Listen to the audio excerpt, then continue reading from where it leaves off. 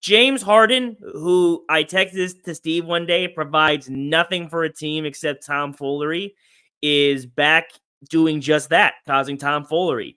Saying at one of his events in China that Daryl Morey is a liar and that he will never be a part of an organization that Morey is a part of. And he said that their relationship, as in he and the Sixers, is not repairable. And there's just a whole lot of stuff, a whole lot of moving parts with this going on. And as we all know, Steve, you are our resident Philadelphia 76ers fan. The floor is yours, my friend. Explain why James Harden is garbage. All of this goes back to last season when James Harden took a $15 million pay cut so that Daryl Morey could sign the likes of PJ Tucker and Daniel House Jr. Now, James Harden, by doing that, he could have locked himself in on a contract in Brooklyn. Before he left Brooklyn, he had an offer for a $161 million extension. Before he left the Rockets, they were going to make him the highest paid player in the league. James Harden is frustrating me with all of this money talk. So James Harden has come out and said that he's mad at Daryl Morey because he wouldn't trade him quick enough and said that he wouldn't be a part of his franchise. So let's take a look at what James Harden has done in the last couple of years, and including this year, to earn the right to say the things that he said. So, James Harden hasn't played in over 70 games since 2018. James Harden hasn't averaged over 25 points a game since 2019. James Harden has the lowest free throw attempts in his last 10 years this year, the lowest shots per game in his last 10 years, the lowest points per game in his last 10 years, his lowest 2-point field goal percentage in the last 10 years in the playoffs this year. He had his lowest playoff field goal percentage since 2016. You always talk about you want to win, and yet you're leaving the best situation that you could be in to win a championship, and you're leaving because we can't find a trade package that's good enough for who you are. How easy is it to trade a guy who's been declining for the last 3 seasons? And we need to get something for you in return that's worth letting you go.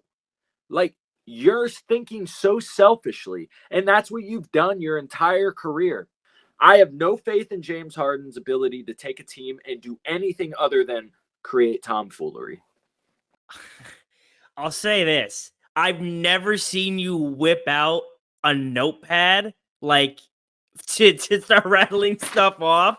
So I knew once you pulled out that pad, I'm like, man, he's about to rip into this guy. Yeah, nothing you just said is wrong.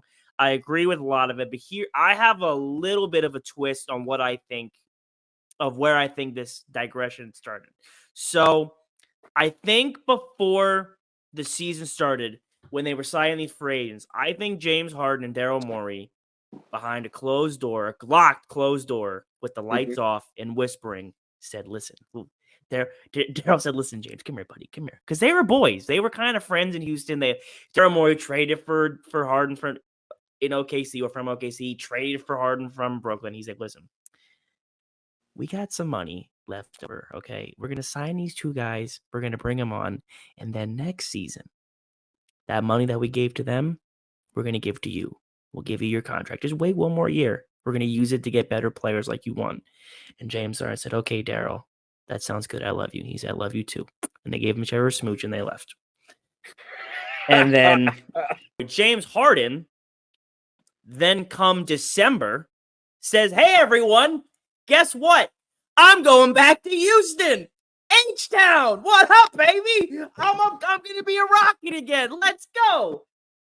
And I think Daryl Morey was a bit shocked. And at that point, it was still kind of speculation. But from December to May, we all thought James Harden was going to be a Rocket, right? Yes.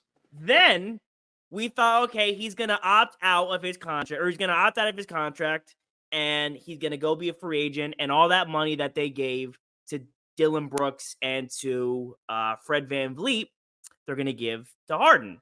But instead, he opted in And if he would have opted out, not only could he have got the contract from Houston, they could have reworked his contract in Philly. So instead, he opted in, so they have to keep him, so they can work on the new contract, which is what he wanted from the start.